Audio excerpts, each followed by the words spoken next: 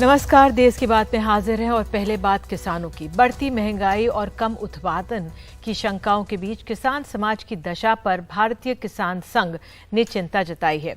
वे किसानों के लिए मांगों को लेकर 19 दिसंबर को दिल्ली में गर्जना रैली करने जा रहे हैं। संस्था के राष्ट्रीय महासचिव ने एनडीटीवी से कहा है कि हमारी किसानों के लिए सरकार से मांगे हैं। अब मांगे क्या है, हमारे सहयोगी ने बताया कि पहली कि किसानों को उनकी फसल की लागत का लाभकारी मूल्य मिलना चाहिए। अभी जो एमएसपी यानी न्यूनतम समर्थन मूल्य की जो व्यवस्था है, उसकी जगह मैक्सिमम सपोर्ट प्राइस की व्यवस्था बहाल होनी चाहिए। मौजूदा एमएसपी व्यवस्था की वजह से किसान गरीब होते जा रहे हैं, उन्हें नुकसान हो रहा है। महंगाई के दौर में प्रधानमंत्री किसान सम्मान निधि के तहत किए जाने वाला जो पैसा दिया जाता है, उसको बढ़ाया जाए। और तीसरी मांग यह है कि एग्रीकल्चर प्रोडक्ट और इनपुट के सामानों पर जो जीएसटी लगाया जाता है, उसे तत्काल खत्म किया जाए। तो इसी पर बात करने के लिए हमारे साथ, आपको बता दें, हमारे साथ योगेंद्र यादव जुड़े हुए हैं। योगेंद्र यादव, बहुत बहुत धन्यवाद जुड़ने के लिए और बात करने के लिए। पहला सवाल मेरा आपसे यही है कि भारतीय किसान संघ ने अपनी कई मांगे सरकार के सामने रखने वो जा रहे हैं किसानों को लेकर कि लाभकारी मूल्य मिले और सम्मान राशि जो है प्रधानमंत्री द्वारा वो बढ़ाई जाए। कुछ और मांगे भी हैं। आप कैसे देख रहे हैं इन मांगों को? निधि जी, किसानों की आंख में धूल झोंकने का ये रूलिंग पार्टी का अच्छा तरीका है। जैसा हर कोई जानता है, भारतीय किसान संघ आरएसएस का एक विंग है, भारतीय जनता पार्टी के बिल्कुल पक्ष में खड़ा है। किसान आंदोलन का इसने विरोध किया था और आज मैंने उनका मांग पत्र पढ़ा।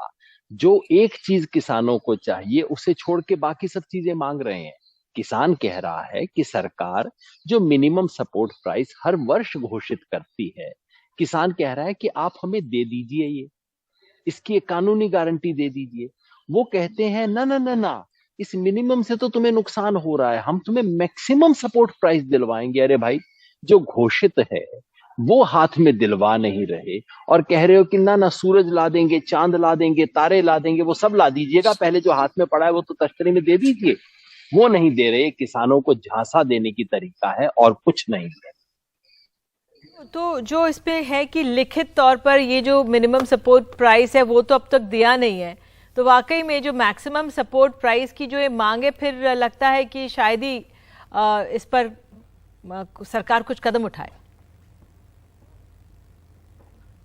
वही सारा खेल है इसमें कि पिछले 50 वर्ष से सरकार हर साल 2 बार फसलों का 23 फसलों का न्यूनतम समर्थन मूल्य घोषित करती है, जिसका मतलब है सरकार लिखकर वादा करती है कि इससे कम फसल बिके तो हमारे पास आ जाना, हम देंगे, और देती है नहीं। 10% किसानों को भी मिलता नहीं है। गेहूं और धान को छोड़ दीजिए, तब तो 5% किसानों को भी नहीं मिलता है प्राइस। तो संयुक्त किसान मोर्चा कहता है कि सरकार इसका एक कानून बनाए, हमें इसकी कानूनी गारंटी दे।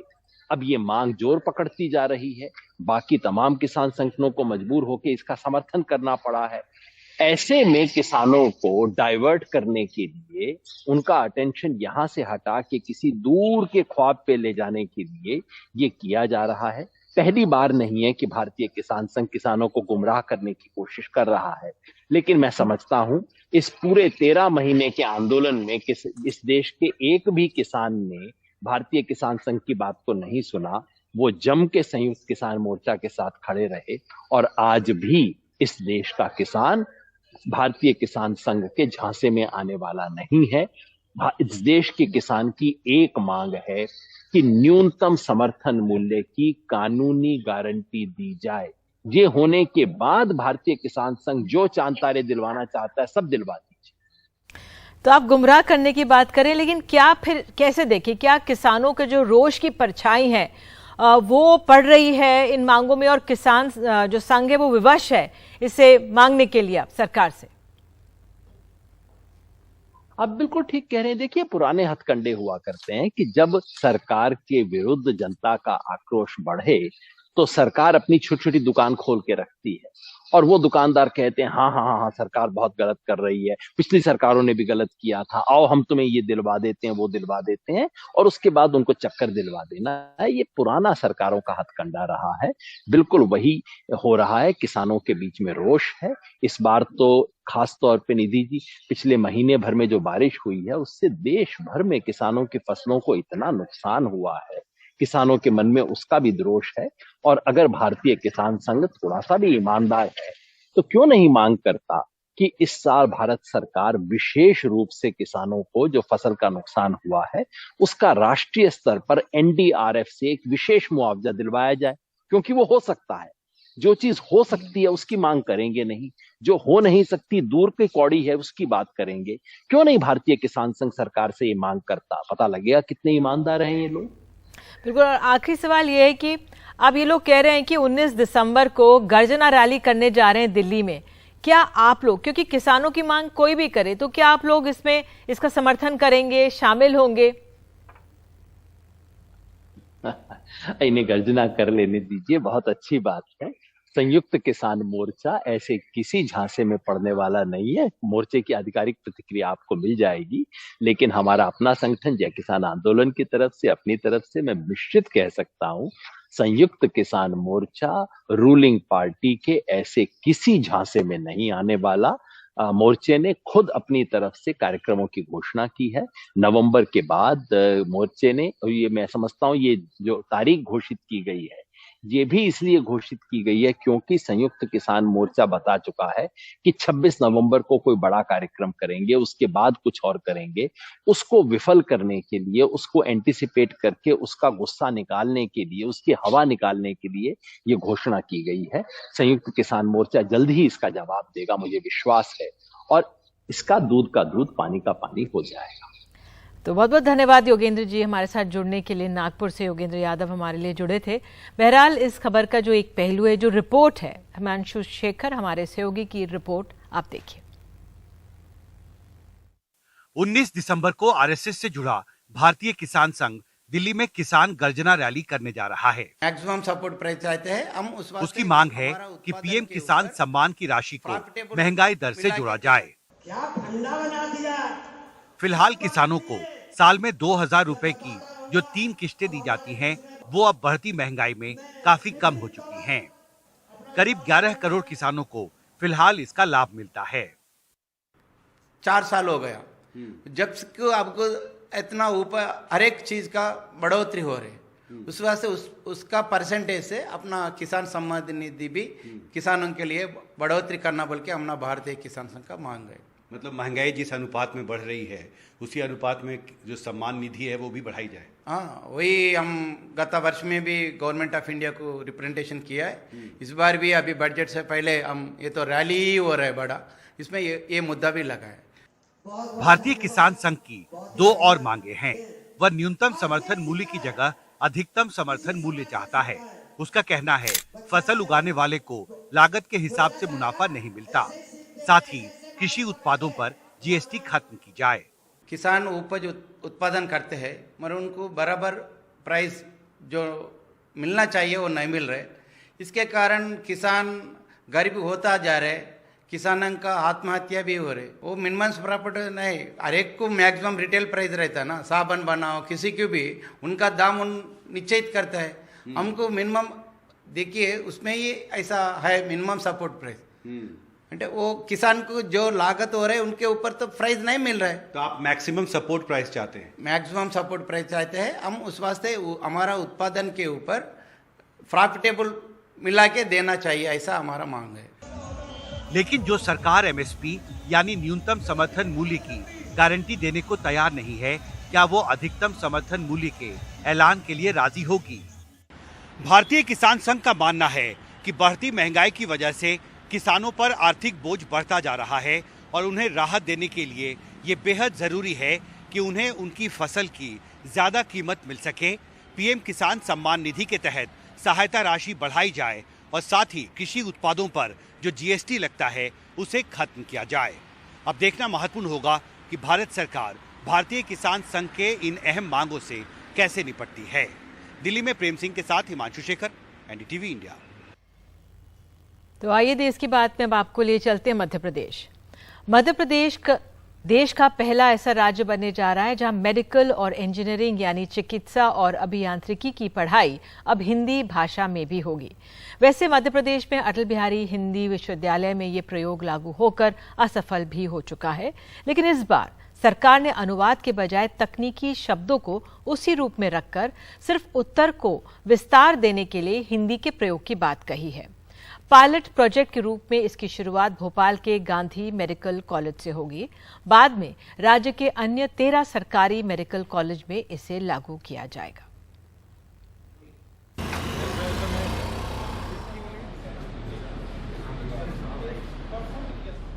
अमृत मंथन की तरह इस कमरे मंदार में चिकित्सा शिक्षा के 97 जानकारों ने 5,568 घंटे तक मंथन किया। फिर जाकर आयुर्विज्ञान और शल्य विज्ञान स्नातक के प्रथम वर्ष के लिए पाठ्यक्रम तैयार किया। अरे घबराएं नहीं, हम MBBS फर्स्ट ईयर की बात कर रहे हैं। विषय 3 पढ़ाए जाएंगे। वैसे गांधी मेडिकल कॉलेज में 3 में से 2 छात्र इन विषयों के नाम के तर्जुमे की परीक्षा में पास हो गए। शरीर रचना शास्त्र, ये किस विषय को कहते हैं? शरीर ये एनाटॉमी। यस सर, एनाटॉमी को बोलते हैं। चेंज करिए। साहिबा आप बताइए शरीर क्रिया शास्त्र। सर ये फिजियोलॉजी को बोलते हैं जी। आप बताइए रुद्राम जी जीव रसायन शास्त्र। सर ये बायोकेमिस्ट्री को कहते हैं। 3410 पन्ने की किताब तैयार है। शहर पोस्टर से पटा है जो बता रहा है कि देश में अपनी तरह के इस पहले प्रयोग की किताब का विमोचन गृह मंत्री अमित शाह करेंगे। 16 अक्टूबर को देश के यशस्वी गृह मंत्री अमित शाह जी और माननीय मुख्यमंत्री जी भोपाल में लाल परेड ग्राउंड पर 11 बजे इस कार्यक्रम में रहेंगे और उनके हाथों से हम हिंदी में मेडिकल की पढ़ाई शुरू करेंगे, हमारी किताबों को विमोचित कराएंगे। दुनिया के वो 4 देश जो सबसे अच्छी डॉक्टर्स की सर्विसेज देते हैं, चाहे वो चाइना हो, जर्मनी हो, स्पेन हो या फ्रांस हो, ये चारों देश अपनी मातृभाषा में ही मेडिकल की पढ़ाई करवाते हैं। तो ये सुनिश्चित है वैज्ञानिक शोध से कि यदि कोई अपनी मातृभाषा में पढ़ाई करता है तो उसकी लर्निंग अंडरस्टैंडिंग ज्यादा होती है। हिंदी और अंग्रेजी दोनों माध्यम से आए छात्रों को लगता है ये पहल उन बच्चों के लिए अच्छी है जो भाषा की वजह से पढ़ाई में पिछड़ जाते हैं। मैं खुद इंग्लिश मीडियम का होने के कारण मतलब मेरे साथ के जो दोस्त थे हिंदी मीडियम वाले, उनको शुरुआत में जब आते हैं कॉलेज वगैरह में तो उनको पेपर वेपर लिखने में भी बहुत ज़्यादा तकलीफ़ होती थी और उसके कारण ये दिक्कत होती थी कि उनके मार्क्स कम आते थे तो आत्मविश्वास कम हो जाता है। जब मैं फर्स्ट ईयर में था तो मैंने देखा था कि मेरे कई सारे बैचमेट्स जो हिंदी मीडियम से थे उन्हें बहुत परेशानी होती थी। उन्हें जो प्रैक्टिस करना पड़ती थी वो लिख लिख के करना पड़ती थी। जो MBBS की पढ़ाई है वो तो करनी पड़ती थी, पर जो उन्होंने पढ़ा है उसे लिखने की भी प्रैक्टिस करना पड़ती थी, तो अब उन्हें इसकी ज़रूरत नहीं पड़ेगी। मध्य प्रदेश में हिंदी मीडियम छात्रों की संख्या थोड़ी ज़्यादा है। यहाँ पे सरकारी स्कूल से भी बच्चों का सिलेक्शन होता है, जैसे कि सरकार की पॉलिसी सुपर 100, उससे भी कई छात्र हमारे GMC में आए हैं जिनको कि हिंदी में ही पढ़ाया गया तब तक। तो जब उनके लिए कोर्स को हिंदी में किया जा रहा है तो ये काफ़ी सकारात्मक बदलाव ही रहेगा। अभी तो फर्स्ट ईयर की बुक्स छोटी होती हैं, अच्छा कन्वर्जन करा है उनने, बट अब वही है कि जब फॉरेन ऑथर्स की बुक को ऐसे कन्वर्ट करने जाएंगे तब क्या प्रॉब्लम्स होती हैं, ये एक चीज़ होगी जो आगे देखना होगा। आगे की बुक्स काफ़ी हेक्टिक जाएंगी, it's very tedious process and हम अपने सामने काम होते हुए देख रहे हैं, तो it will take time but it will certainly help some students. MBBS की हिंदी में पढ़ाई की घोषणा के बाद अलग अलग स्तर पर डॉक्टर्स की बैठक की गई। मेडिकल के छात्रों से सुझाव लिए गए। 8 फरवरी को हिंदी प्रकोष्ठ बनाया गया। हिंदी में कोर्स तैयार करने के लिए 14 सदस्यीय कमेटी बनाई गई। विषयवार 3 और कमेटियां बनाई गई। GMC से 3 विषयों के एक विशेषज्ञ इनमें शामिल थे। हिंदी विश्वविद्यालय के साथ ही दिल्ली और यूपी के मेडिकल, हिंदी और तकनीकी विषयों के जानकार मिलाकर इन कमेटियों में 58 सदस्य थे। हिंदी और प्रादेशिक भाषाओं में चिकित्सा शिक्षा की पढ़ाई को जो लोग अच्छा मान रहे हैं उनके मन में भी कई शंकाएं हैं। पहली तो ये कि जो विषय परंपरागत रूप से अंग्रेजी में ही पढ़ाए जाते हैं उसको लेकर कितनी स्वीकार्यता होगी। दूसरी, इन बच्चों का भविष्य क्या होगा। तीसरी, क्या खुद चिकित्सकों का समुदाय इन्हें स्वीकार करेगा। और आखिरी, कई बार भाषा के मुद्दे सियासी और संवेदनशील होते हैं, तो कहीं ऐसा तो नहीं कि छात्रों के नाम पर सिर्फ सियासत हो जाए और उनका भविष्य अंधकार में डूब जाए। भोपाल से अनुराग द्वारी, NDTV इंडिया। गुरुग्राम में कुछ उपद्रवियों ने एक मस्जिद को निशाना बनाया। मामला बहोड़ा कला गांव का है, जहां बुधवार की शाम को मस्जिद के बाहर ताला लगाने की कोशिश हुई। हालांकि बाद में एक पंचायत करके उपद्रवियों की पहचान की गई और भाईचारे से मामला हल कर लिया गया है। गांव के ज्यादातर लोगों का कहना है कि हिंदू मुसलमान वाली बात यहां कभी नहीं रही। मस्जिद का रखरखाव करने वाले नजर मोहम्मद कहते हैं कि गांव में पंचायत के चुनाव में मस्जिद पर सियासत करके भाईचारा बिगाड़ने की कोशिश की गई थी। देखिए ग्राउंड रिपोर्ट। बहोड़ा कला गांव में अब कुछ राहत सी नजर आ रही है। गांव में बनी मस्जिद को लेकर 2 दिन से खासा तनाव रहा। करीब 10,000 की आबादी वाले गांव में 4 मुसलमान परिवारों को छोड़कर बाकी हिंदू आबादी है। बुधवार को कुछ उपद्रवियों ने इस मस्जिद में घुसकर नमाजियों के साथ मारपीट की और इसे बंद करने की कोशिश की, लेकिन मामले की जानकारी पंचायत को लगी।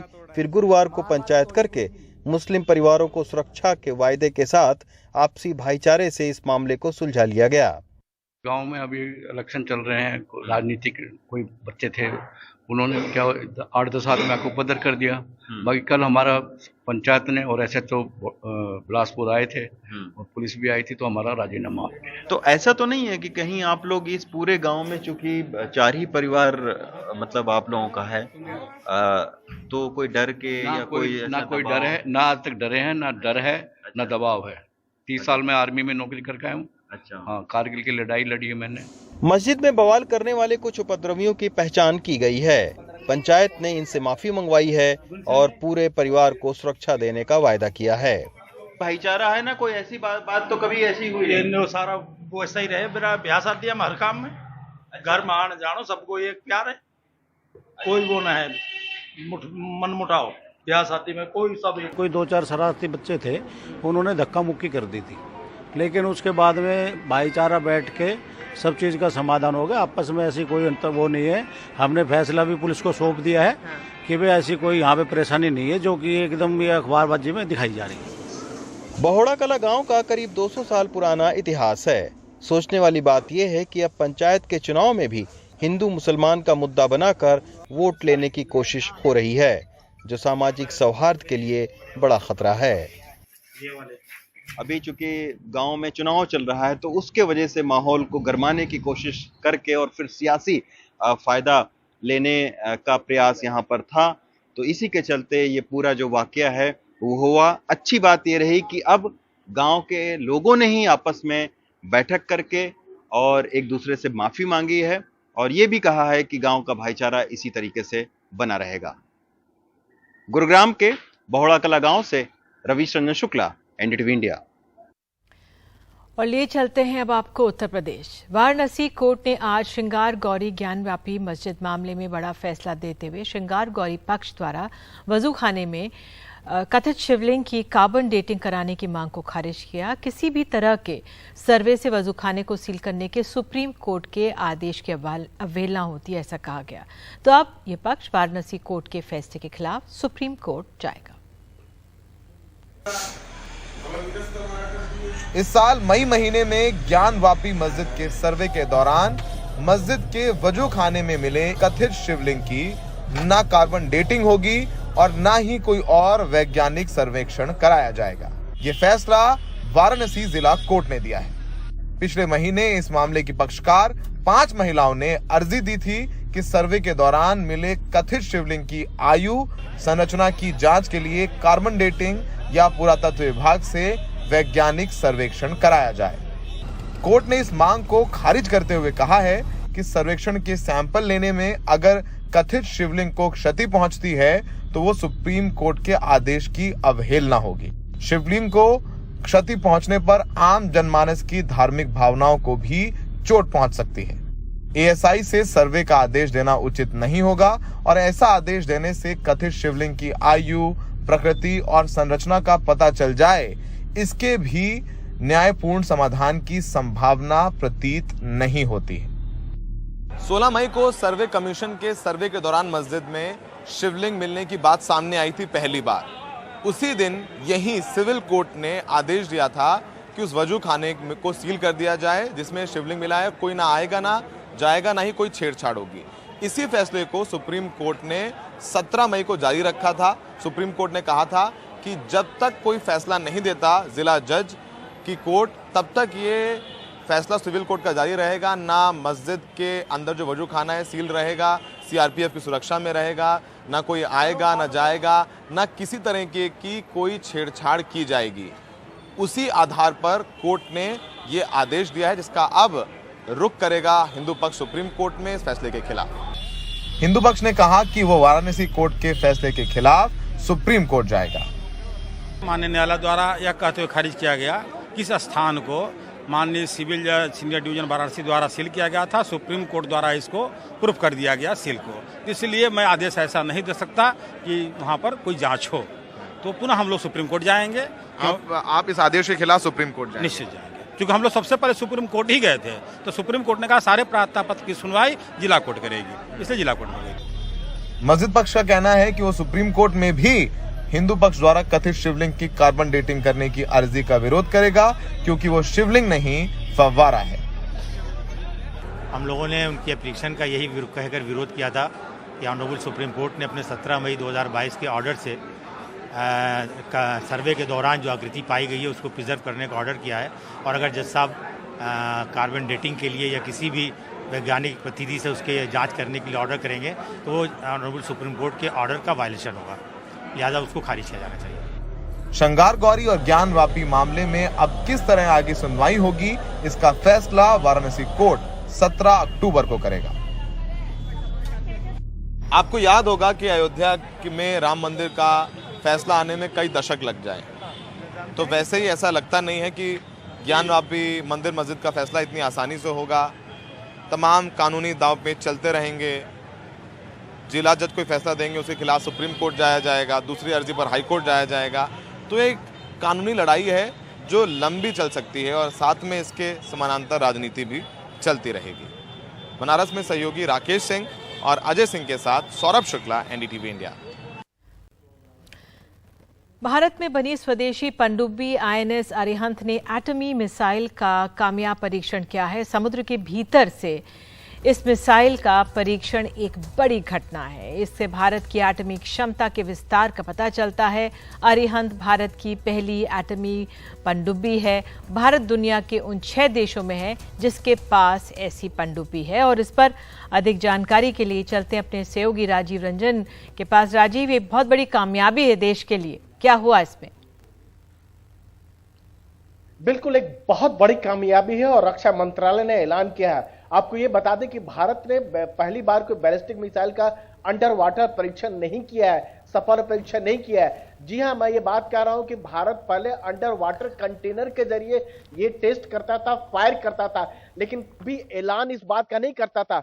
भारत ने आज खुलेआम इस बात का ऐलान किया है कि वो अपनी जो पहले स्वदेशी देश में बनी हुई इकलौती परमाणु पनडुब्बी है अरिहंत, उससे बंगाल के खाड़ी में फायर किया, और फायर करने के बाद उसको नतीजे जो रहे पूरी तरह से सक्सेसफुल रहे, यानी उसके परिचालन में, परीक्षण में कोई कमी नहीं आई है। उसको जो टारगेट दिया गया था उसमें पूरी तरह से सफल रहा है। साफ निशाना है चीन और पाकिस्तान जैसे देशों को कि अगर आप कोई नापाक हरकत करते हैं तो अब आपको जमीन के अंदर यानी समंदर के अंदर से भी आपको जो जवाब दिया जा सकता है, हिट किया जा सकता है। और ये जो बैलिस्टिक मिसाइल का परीक्षण किया गया है, सफल परीक्षण जो हुआ है, इसका अंदाजा आप इसी बात से लगा सकते हैं कि दुनिया के मात्र 6 ऐसे देश हैं जिनके पास इस तरह की अपनी क्षमता है। भारत ने बता दें कि आपको परमाणु को लेकर पहले भी साफ कर रखा है कि हम पहल नहीं करेंगे, हम शुरुआत नहीं करेंगे किसी भी देश में परमाणु हमले को लेकर, लेकिन अगर कोई देश हम पर परमाणु हमला करता है तो हम उसको जवाब देंगे, यानी डिटरेंस के काम में आएगा। अगर कोई परमाणु हमला करता है तो उसे बचाव भी कर सकता है। ये अरिहंत का जो बैलिस्टिक मिसाइल है, ये आपको बता दें कि समंदर से जमीन में फायर कर सकता है, हवा में फायर कर सकता है और समुद्र के अंदर का फायर कर सकता है। यानी बहुत बड़ी क्षमता कह सकते हैं कि भारत ने हासिल कर लिया और डंके की चोट पर इस बात का ऐलान किया है। पहले अंडर वाटर कंटेनर में होता था और खुलेआम ऐलान किया है भारत ने। एक कह सकते हैं कि नीति में भी एक बहुत बड़ा बदलाव है। बिल्कुल, नीति में बदलाव है और सामरिक क्षमता साफ झलकती है। उस कामयाबी के लिए बहुत बहुत धन्यवाद जानकारी के लिए जो राजीव आपने दी है।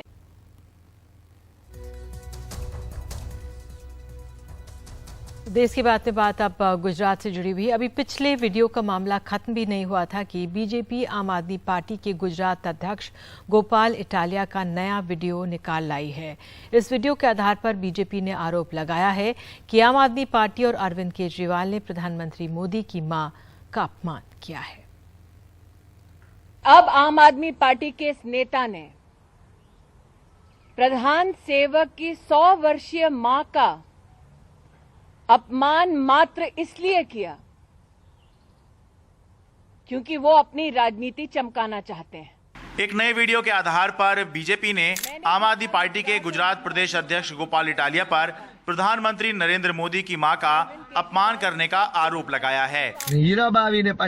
बीजेपी नेताओं की तरफ से जारी इस वीडियो के मुताबिक गोपाल इटालिया ने कहा कि पीएम और उनकी मां दोनों नाटक करते हैं। नरेंद्र मोदी ની સભાનો ખર્ચો કેમ નથી માંગતા તમે? તમનો માણસ એનો ખર્ચો માંગો ને હીરાબાવીને પાછા નાટકો કરે। આપણને બોલતા શરમ આવે એટલી મોટી ઉંમરના વ્યક્તિ વિશે, પણ એ લોકો નથી શરમાતા। 70 વર્ષનો મોદી થવા આવ્યો, હીરાબા પોતે 100 એ પહોંચવા આવશે, તોય મારા બેટા બે માંથી એક નાટકો બંધ કરતા નથી। बीजेपी वैसे तो गुजरात में आम आदमी पार्टी का अस्तित्व स्वीकार नहीं करती, लेकिन दावा कर रही है कि गुजरात में वो समाप्त हो जाएगी। आम आदमी पार्टी गुजरात के चुनाव में ध्वस्त होगी, ये संकल्प गुजरात और गुजरातियों का है। वहीं आम आदमी पार्टी लगातार सामने आ रहे वीडियोस पर सवाल खड़े कर रही है। मुझे लगता है गुजरात का चुनाव आज खड़ा हो चुका है, बदलाव चाह रहा है, और इनके अगर इनको ये लगता है गोपाल इटालिया का वीडियो दिखा करके गुजरात में परिवर्तन की आंधी को रोक देंगे, तो मुझे लगता है कि शायद माननीय प्रधानमंत्री जी ने भी सरेंडर कर दिया है, वरना वीडियो नहीं दिखाए जाते। आरोप प्रत्यारोप अपनी जगह पर हैं, राजनीति में ये सब चलता रहता है, लेकिन बताने वाली बात यह है कि गुजरात के मामले में बीजेपी ने एक रणनीति के तहत जानबूझकर काफी देर तक आम आदमी पार्टी को इग्नोर किया, लेकिन अब हाल ये है कि ऐसा शायद ही कोई दिन जाता हो जब बीजेपी गुजरात के मामले में आम आदमी पार्टी पर जमकर हमले ना करती हो। दिल्ली से मैं शरद शर्मा, एनडीटीवी मीडिया।